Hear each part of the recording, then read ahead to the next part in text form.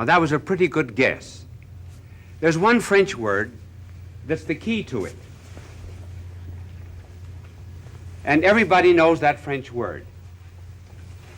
You know it. I'll write it on the board, and you'll know it immediately. L'amour. L'amour, toujours l'amour. Now, this French word is taken from the Latin word. And the Latin word is amor, love. Now, we are, in a certain sense, coining a new word. We're calling this telecast amorization. That is to say, making the world more and more lovable, making humanity more lovable. That's the point of it.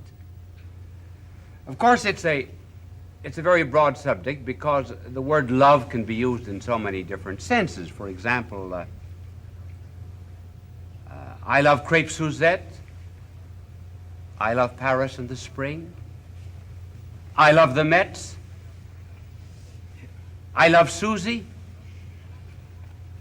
So we have to form a kind of a hierarchy of loves. And so the amorization is in an ascending scale. And this is the way we're going to trace it, through 3 stages. Now, the first stage, which barely belongs in it, we're going to call the it love. And the next stage, we will call service love. That's much higher. And then the third stage, which is the highest, we're going to call gift love. So we'll trace the evolution of the amorization of humanity through these 3 stages. This chalk I have is kind of brittle. Tonight when I came to the studio, the angel had marked on it, handle, very fragile, handled with prayer. Now, the first is the it love. The it love is not a love for a person. It's only a love for the pleasure which a person gives. It's very much like a paper cup love. You drink the water and you throw away the cup. And in this kind of love, there is practically no concern whatever for the other person. One is concerned with taking a torch, throwing it into the walls of another city, and watching it burn. It's a love in which the ego, the self, is projected into another person. And what is loved, actually, is not the other person, but the ego that has been projected into that person. See, this is therefore a very selfish, egotistic kind of love, and hardly even merits the name of love at all. And it's a love that that sometimes seeks to justify itself. In fact, it always does. Simply because whenever we miss a high value and go into a lower one, we rationalize. And therefore, it's found to be very common among, say, high school and college students to hear this kind of rationalization of an it love.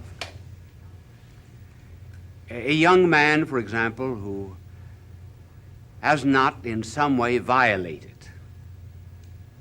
the person of a young woman will say of other young men, well, you're not a man. You haven't lived. See, he's setting up a new standard. Or in a girl's dormitory,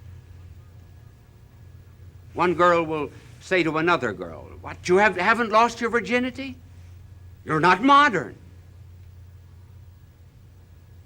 This is the rationalization. It is almost reaching a point that Nietzsche spoke about when he said, you go on doing wrong until you subvert all values. And then you can say, evil be thou my good, and good be thou my evil. And this kind of it love always destroys the person and does not equip it for true love. We find this brought out in one of the novels of Dostoevsky called The Raw Youth. Dostoevsky tells the story of a certain Vershalov who was in love with two women. One, Sonia, who was married, and the other was Katrina, who was engaged. The virtue and the beauty of these two women irritated him. He tried to kill Katrina. It's strange that after excesses of it love, as we often see in the papers, after rape there will come a murder. It is thought that almost that one reconciles his crime simply by taking another life. So Vershalov tried to kill Katrina. And when he visited Sonia one day, he picked up an icon. And he looked at it. And he said, you know what I'd like to do? I'd like to throw this on the floor. I'd like to smash it. Why is it I want to do that? I want to destroy things. I'm splitting myself. I heard the other day of a man who went to a funeral and whistled. That's what I'm doing. Whistling at funerals. And I think that if I took this icon and threw it on the floor, it would break in two pieces, just like myself. And he threw it on the floor, and it broke into two pieces. The man that was split because he never had a real communion of love with another person. Now that kind of love we leave behind. And we come to another love, which is service love. Now, this is in marriage, but we're not going to talk about marriage, except just a few words. In all marriage and in all true love, there is such a respect for the person that the beloved is always on the pedestal and the lover is always on his knees. That's why the real prayer of love is, I am not worthy. Domine non sum dignus. And where this kind of love exists, it continues to be even when there is no reciprocity of love. It's like drinking water now out of a very precious glass, even when there's no water in the glass. The glass has value. The person has value, even though it doesn't return it. But we're concerned with the amorization of humanity. And so in this service love, there is a going out to other people just simply because they are other people. One desires to serve them. I suppose the best description of this kind of love was what was found at a dinner. It was called a Last Supper. And the host rose from the table, took off an outer robe, girded himself with a towel, then got down on his knees and wiped the feet and washed the feet of 12 men.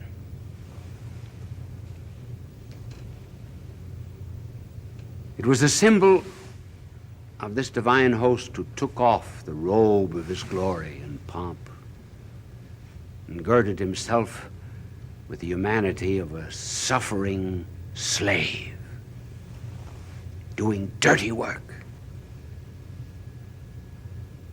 like washing dirty feet. And then he said to them, "You call me Lord, you call me Master. So I am. And if I, your Lord and Master, do that, then you wash one another's feet." And this became the foundation of service. Now this is a love that is growing in the world. And it takes us out of the realm of liking. Believe me, there's a great difference between liking and loving. Liking is in the emotions, it's in the feelings, it's in the glands. It's something over which we do not have very much control, like the rumbling of a stomach. There are certain things we don't like instinctively. I told you already what I don't like in the way of food. I'll not repeat it now because I just make the announcement once a year. And then there are certain people that we do not like instinctively. But I say because liking is in the emotions, we cannot very well control it. But love, that's in the will. That is subject to our command. That is why the golden rule is not like your neighbor, but love your neighbor. That we have control over. A little boy is told by his mother to eat spinach. He doesn't like spinach. I know one mother who said to her little boy, "I know 1 million boys in the United States that would love that spinach." He said, "Name 3. Now, we may point out all of the defects of our civilization. And we read about the failures of our society because remember that the press always carries the breaking of the commandments, not the keeping of the commandments. So we get the bad side. But there is a tremendous amoralization of humanity going on at the present time.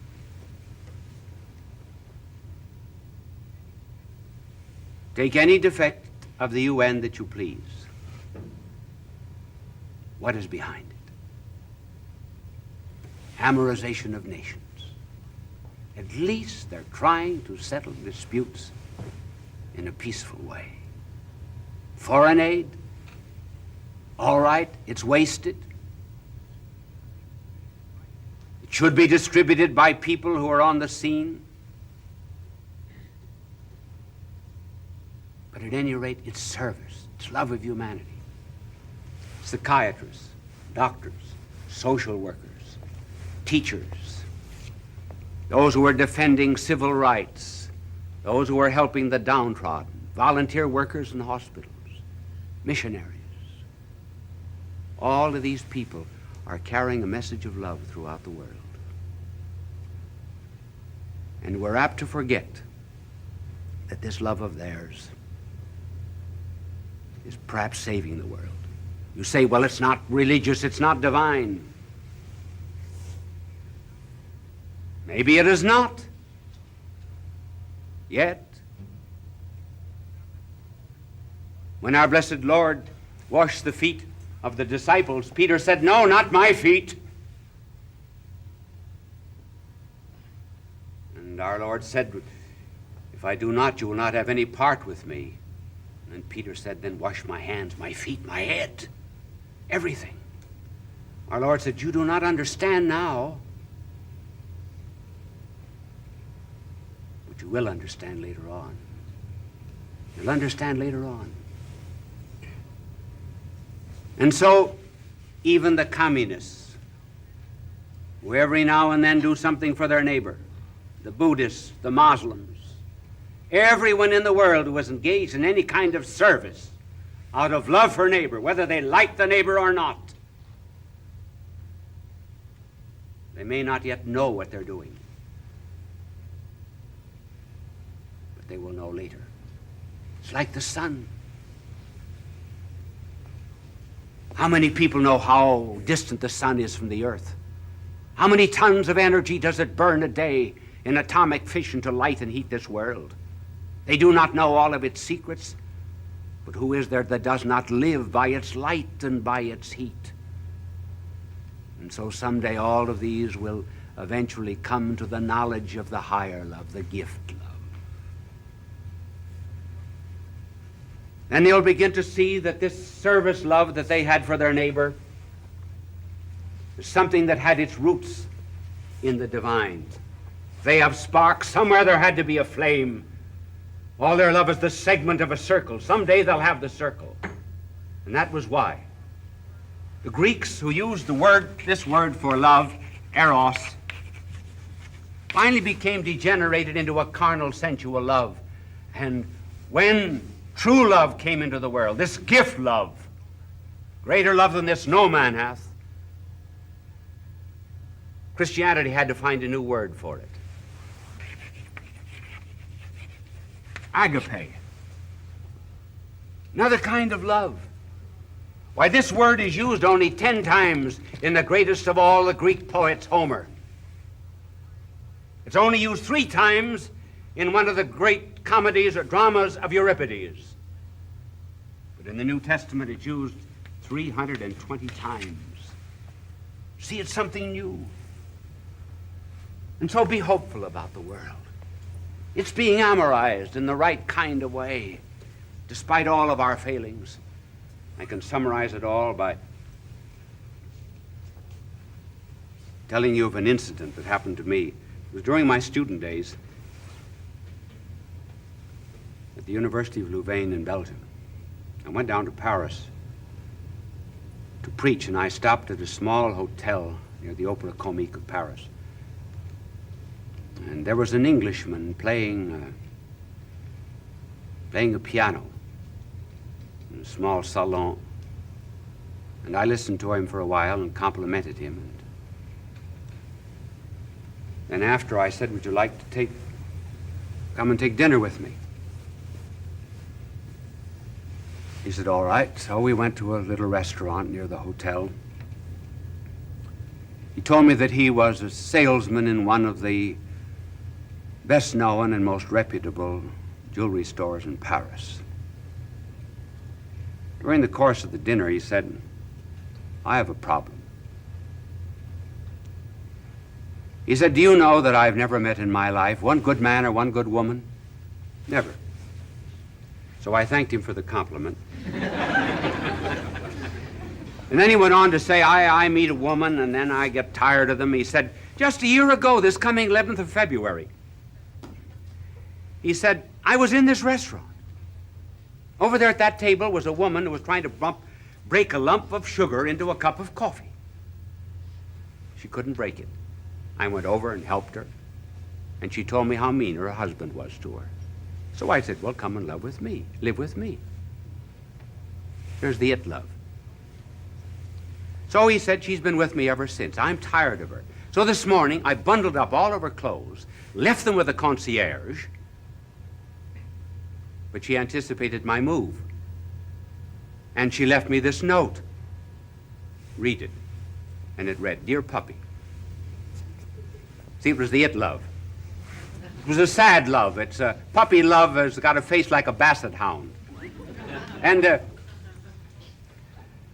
so it read, Dear Puppy, if you do not continue to live with me until the 11th of February, I shall commit suicide by throwing myself into the Seine. Now, he said, may I allow her to continue living with me until the 11th of February to prevent her from committing suicide? And I said, no. May not do evil that good may come from it, and she will not commit suicide anyway. Well, about 11 o'clock, I said, I have to go up to Montmartre. Oh, he said, I was just beginning to think you were all right. Now I know you're as bad as any of them. Why are you going up to that hellhole? I said, my good man, there's something else at Montmartre besides dives. Said, there's a great basilica up there called the Sacré-Cœur. And I said, there'll be 1,000 men up there. All night long. They're up there every night. And I'm going up there. Spend the whole night. Come up with me. What'll I do? Anything you please. How long will I stay? I said, I intend to stay all night, but I'll leave whenever you leave. So he stayed all night. I read Mass there the next morning. And he said, stay in Paris a couple of days and teach me how to be good. Just discovered what love is. And that night, at our appointed time, he came in with a woman, not the one that was involved, and he said, we'll go out to dinner. And I said, no, not all of us. I said, either you're going with me or you're going with her. Choose. So we walked up and down a few times and said, well, Father, I think that I'll go out with her. And so he who arose from it love to a kind of a service love now fell back. But 2 years later, I went to visit Abbé Pierre, the man who takes care of all of the rag pickers of Paris. And as the truck drove up, who was on it but my good friend? And he said, I'm working here now for Abbé Pierre. He said, I have decided to go out with Agape.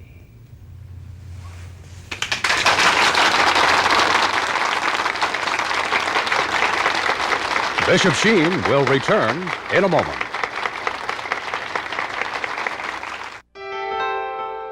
Fulton J.Sheen is indeed a man for all seasons. He walked a paced beat, allowing us to glimpse his nature and ponder its worth and to enjoy its presence. Bishop Sheen authored over 90 books.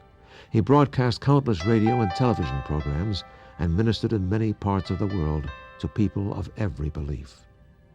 As he said many times, it is not a unity of religion we plead for, but a unity of religious people.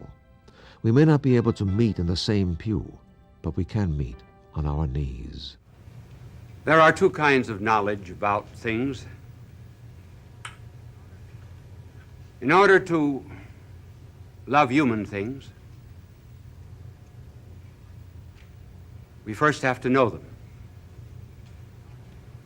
But as regards agape, of which I spoke tonight, and divine things, one first has to love them, and then one comes to know them. I said to him, don't you think we ought to think about getting married?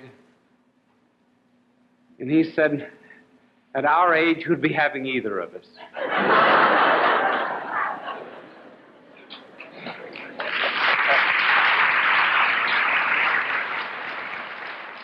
And now some true stories about proposal, brief ones.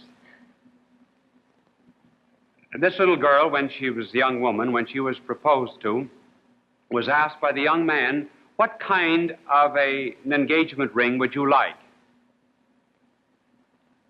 And she whipped out of her purse a picture of a ring that she had cut out of a paper 10 years before. There's nothing like being prepared.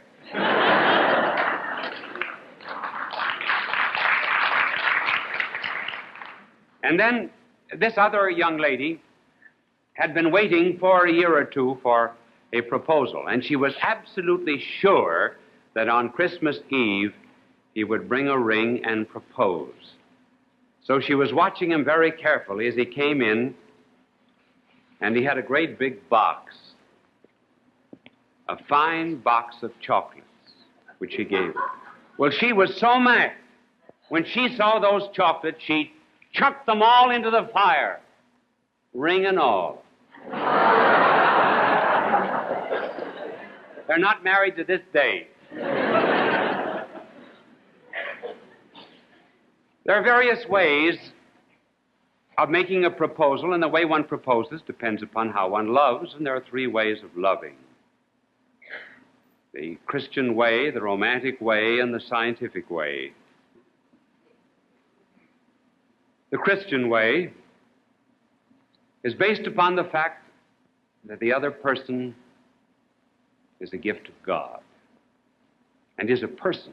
A person is composed of body and soul. The body is the source of allurement, the soul is the source of content and consent, and both of them go to make up that which is most precious in this world, namely personality.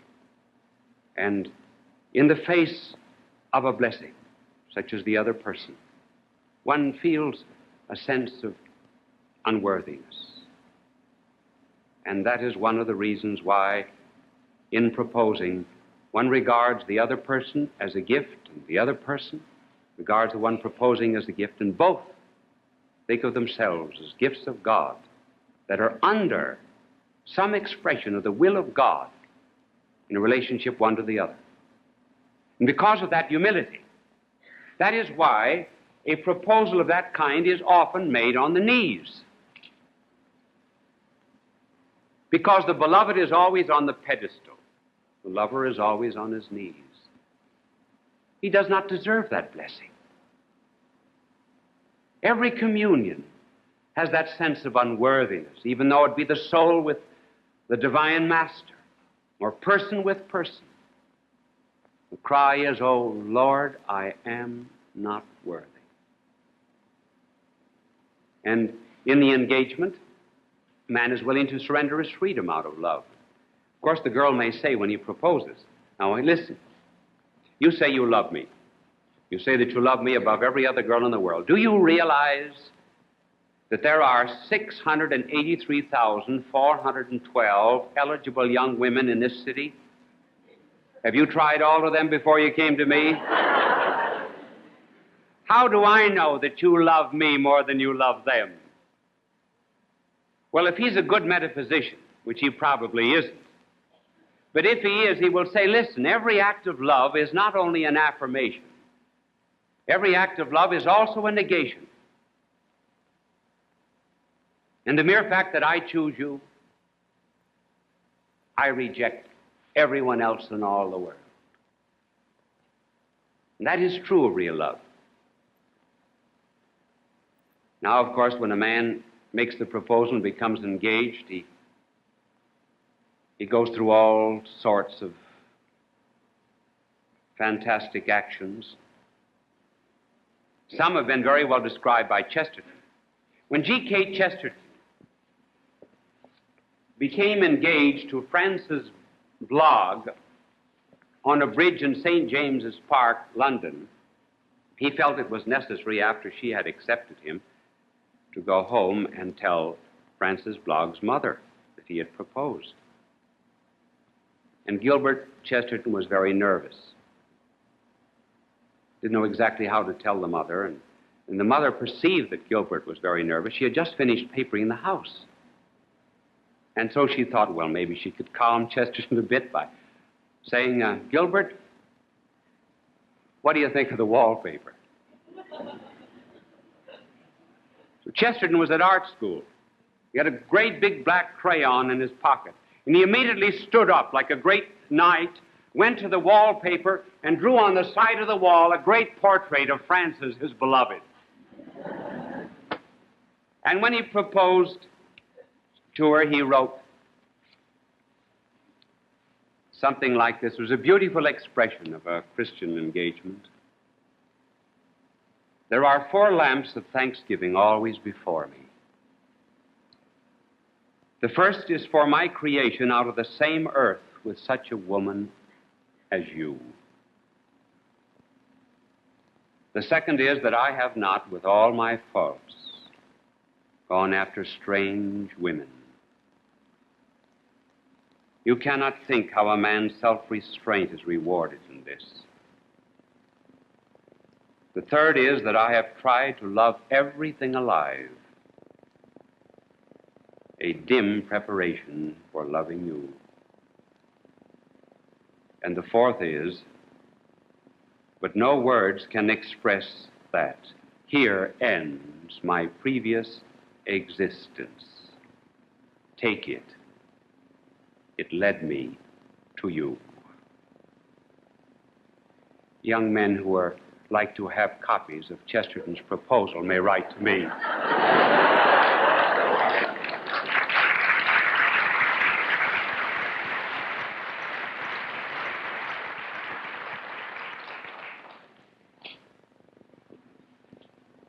Then there's another kind of love, which is the romantic love, in which love is divorced from the divine will and from a religious basis. One is not so much interested in the other person. Therefore, one does not have that sense of unworthiness in the face of a gift of God. Rather, one is interested in the other person because of the pleasure the other person gives me. That's romantic love. In other words, the ego, or the self, is projected into someone else. And then it is made to appear that the other person is loved. And all that is loved is the ego in the other person. Hence the German poet Goethe, when he was 74 years of age, proposed to a girl 17 in such romantic, gushy, sentimental language that when it was all over, she didn't know it was her proposal.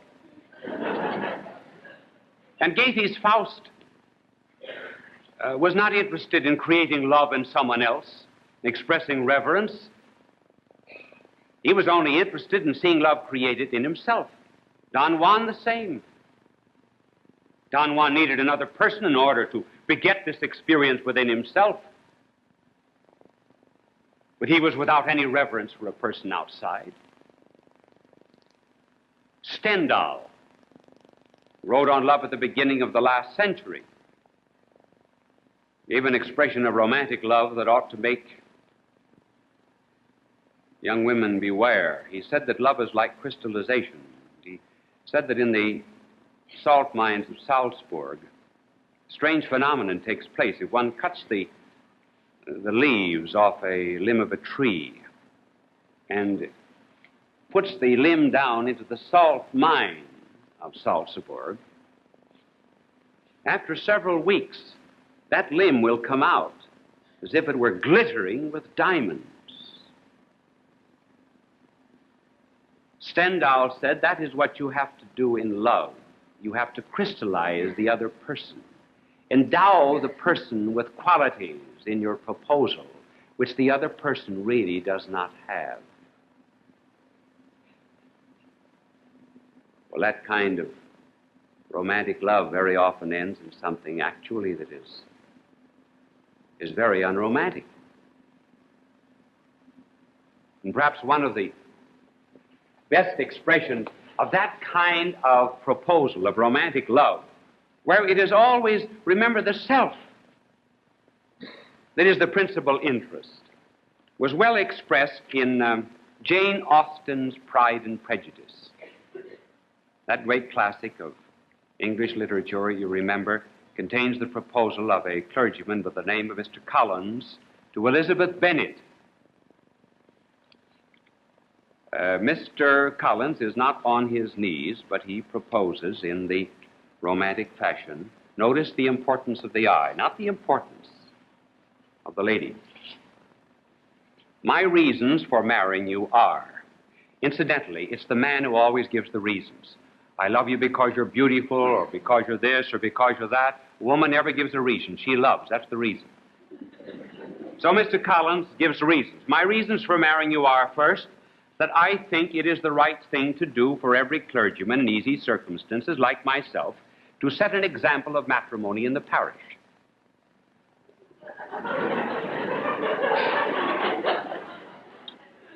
And secondly, that I am convinced it will add very greatly to my happiness.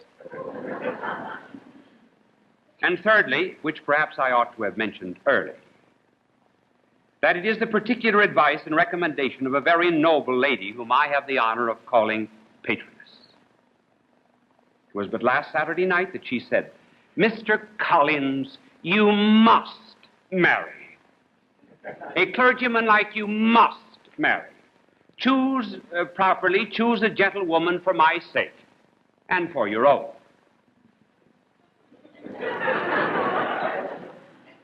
It remains to be told why my views were directed to you instead of to my own neighborhood, where I assure you there are many available young women.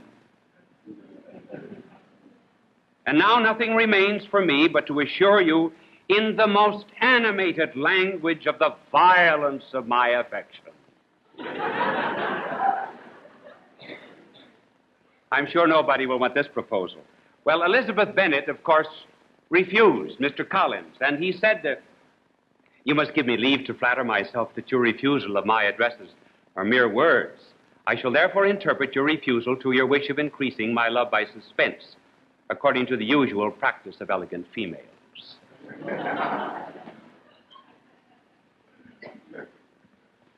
In the romantic, too, one might associate the utilitarian. And we'll pass that over very quickly. That's marrying someone for money.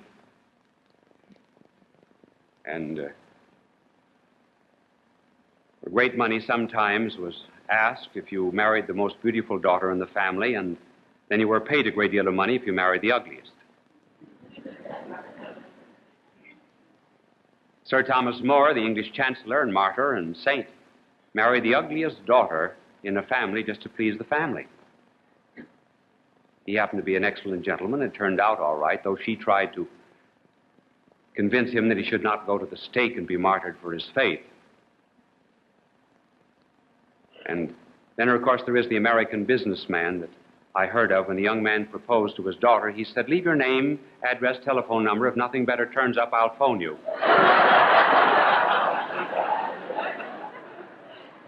Well, the young man finally married her, and as they came out of the church, the father said to the groom, I want you to know, young man, that you're the second happiest man in the world.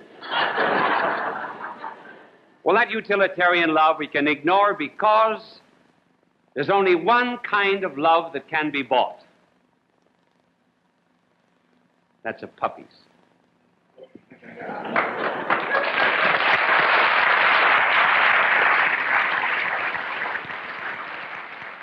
Now, in addition to the Christian, and in addition to the romantic and the purely utilitarian, there is the scientific, which is the very modern way of making love. And you would be surprised how very common this is. As is inspiration in Freud, Sartre, and Marx. Take, for example, love under Marx and communism. The only important thing in all the world, according to Marx, is economic production. And marriage was to sustain private property. It was built upon it, rather. Private property goes, marriage is no longer needed. When communism began in Russia, though they found out socially and experimentally that this plan did not work, but when it began, the communist theory was drink the water, forget the glass. In other words, the person does not matter. The person now completely dissolves and fades away. The Christian person now is not always even the pleasure. And communism has insisted that party leaders in various countries should take the wives that Moscow dictates. And you would be surprised how often that happens.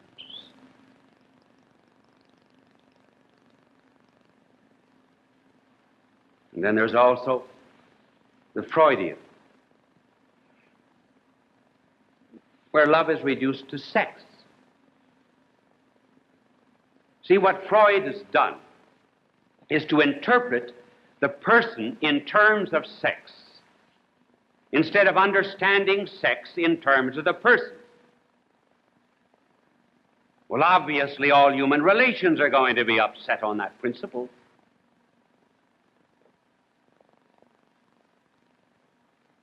So that a proposal, Freudian character, might run something like this. Darling, I've been to see my psychiatrist.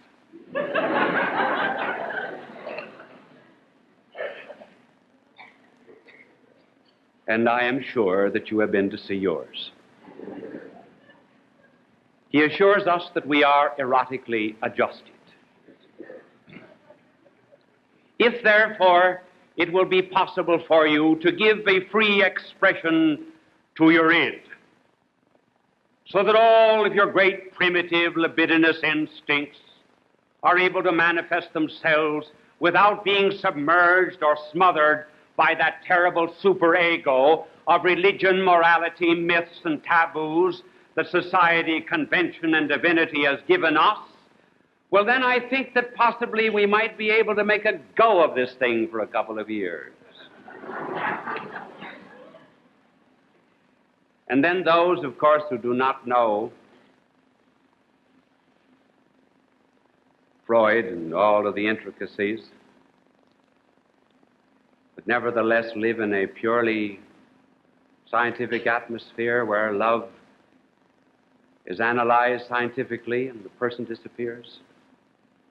For those, the engagement takes place something like this.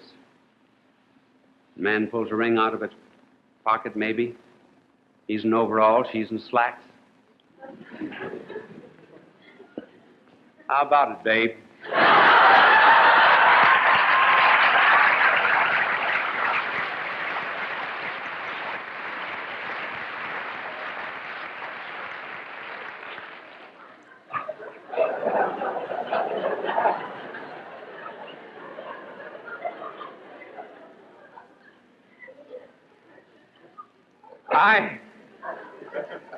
I really and truly know of one young man going with this girl. She was not expecting the engagement ring. They had stopped at a restaurant, and he went in to get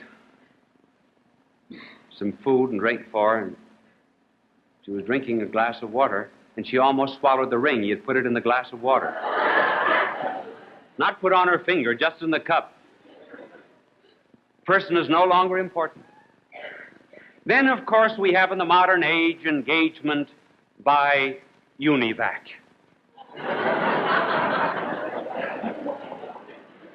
Now we've reached the peak of scientific love, because you put into this great machine your cards, and I put into it my cards, and we finally reach some kind of solution of adjustment as regards marriage.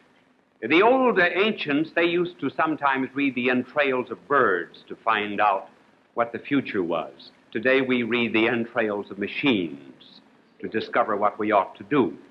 And so, in such a machine engagement and proposal of that kind, one might say, well, now, my dear, I love rock and rye. You love rock and roll. I love onions. You love florets. You love the Ten Commandments. I like shorts. You like to spend money. I like to make it. You like to smoke cigarettes. I smoke filters. And you were also the kind, I am sure, that you remember how we met. It was in the most unusual way. We were introduced. So I'm your wolf. Will you be my hound dog?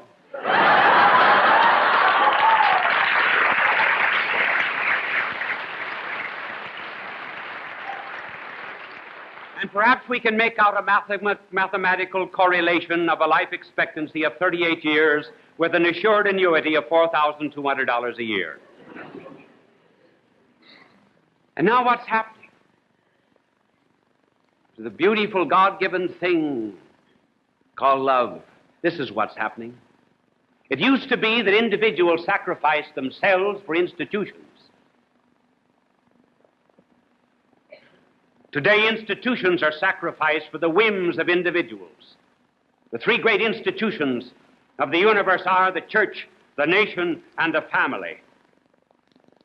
And man would sacrifice his own individual life and security and safety in order to defend his faith. Out of that came martyrdom. The second great institution, the nation. Man bore a deep loyalty to his nation, was willing, if need be, in time of war, to sacrifice his life for the cause of his fatherland. And out of that devotion came our heroes. And then there was another great institution, namely the family. And when there were trials, when there were crosses, and when there were misunderstandings, man and woman realized that they were two in one flesh, that they symbolized the union of Christ and the church, that they were the carnal symbol in some way of the divine and of a great and mysterious sacrament. And so they would put up with these crosses and trials simply because they bore loyalty to the institution of the family. But now, the world is full of those that will sacrifice the great institutions of the universe, the institutions that hold us together, just for the sake of satisfying an individual fancy. First of all, the church. There'll be some that will not like their pastor, so they give it up. Like jumping over a ship simply because you do not like the captain. And as regards the nation, it used to be that we had only one known traitor in our history. Now there are tens of thousands of them who are willing to sacrifice their fatherland out of a passive devotion, sometimes an active one, for a Marxist philosophy of hate.